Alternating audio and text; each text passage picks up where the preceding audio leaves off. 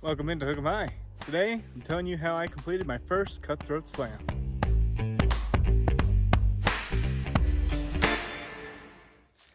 So, I am here at Little Dell Reservoir. This is the place where I actually caught my first cutthroat trout ever. And so it's a pretty special place. So, the cutthroat slam basically, as I said in earlier videos, but it's basically you catch the 4 species of Utah's native cutthroat trout and you get a very cool medallion afterwards. Now for my thing, I do it 4 times because they released 4 different styles of the medallions, or they are continuously doing so. So once you get all 4, that's part of the master slam. Upon completion of the first slam, you get this wonderful medallion here. This is the Colorado River cutthroat trout on this medallion. So let me tell you about how I did it.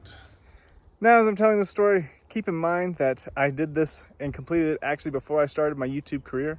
So I only have photos and not videos, but the next ones will have videos. Starting off first, we have the Colorado River cutthroat trout. Now, I caught this one up in the Boulder Mountains. Now, this was a wonderful place to catch him. It was actually at Fish Creek Lake, and you had to go up a crazy dirt road on 4-wheel drive just to get up there, up 10 miles of road. It was pretty cool. We camped there overnight, caught him off of a Castmaster. It was probably one of the easiest ones that I could get. The only thing is that you did have to travel for it, but they're beautiful. I love them. They've got the best colors of any cutthroat trout out there. Their bodies stay bright red and they've got bright yellow on them as well, and their spots look like big old peppercorn flakes. They're one of my favorite fish. So that's how I got the first one. That Colorado River cutthroat trout I caught on June 1st of 2022. And now heading into August, I went looking for my Bear River cutthroat trout. Now these are kind of found all over the place, kind of like the Bonneville. They're one of the easy ones to get, but I wanted to get a more of like a pure strain one. And so I went to actually 4 different places to actually get this. I went to Bear Lake, I went to the Logan River, I even went to a few places up in the Uintas, and I got skunked every time. I could not catch one. I even caught an orange rainbow trout, which I thought was a cutthroat trout, but he tricked me. He was actually just a rainbow trout and he was cool colors. So I finally went up to Lost Creek Reservoir and I spent all day. I spent 8 hours trying to catch a fish there. And finally, off of Panther Martin at around 8 o'clock at night, it finally decided to give me one. And there it was. I caught him. Beautiful picture of him, of an underwater release. He was pretty cool. I worked hardest for this one. And this one, oh my gosh, was the hardest to do. And it was so aggravating. I tried about 5 times to get him, but made him all that more worth it. So the next one on the list was the Bonneville cutthroat trout. And now that one's the easiest to get. The ones in here are Bonneville cutthroat trouts.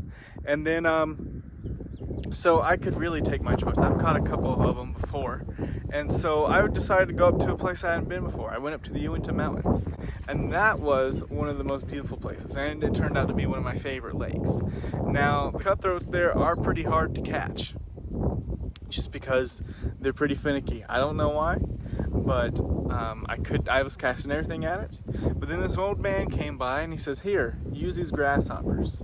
And I threw out a grasshopper. First cast, the grasshopper was on it, and then the fish came up and grabbed it.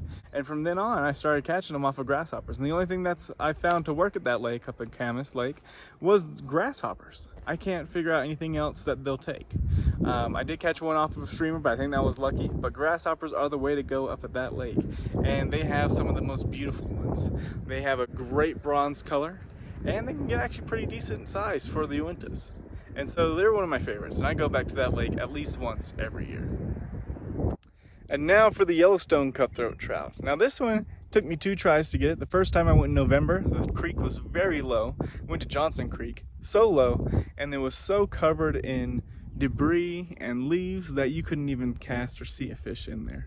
So we had to go back, and I waited until July. Now in July, that was a much better time. We caught probably about 10 of them, just popping them out. And we used a trick called dapping.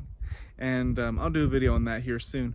But basically what you do is you just basically bounce your fly up and down on the water. And now these guys are tiny. They're about that big, sometimes a little bit bigger. State record is only about 14 inches, so they're pretty small, and it's a tiny creek. And it's way up in the middle of the Raft River Mountains, way out in the middle of nowhere. So the only hard thing about that is actually the drive. It's about a 3-hour drive from Salt Lake, maybe a little less, but it just takes all day to get there for some small fish. But it's fun if you can catch them all really fast. And so that is how I completed my first slam. Those are the first places I went to. And it took me about a year and a half to do so. Started in 2022, and then it ended up in July of 2023 to do it. Now, with these, you can do it in one day, you can do it in 99 years. It took me a little bit just because I was so new to fishing. And now, I can complete them really fast. Like the next two that I've completed took me only like a couple months, just because I'm not going crazy and doing it all in one day. But they are successful, and you can do them. So that is how you can complete the Cutthroat Slam. There's some nice places, some good tips, and a couple of fish that you see. So it's pretty cool. So I'll be back when I complete the other ones to show you how I got them too. Until next time, hook 'em high.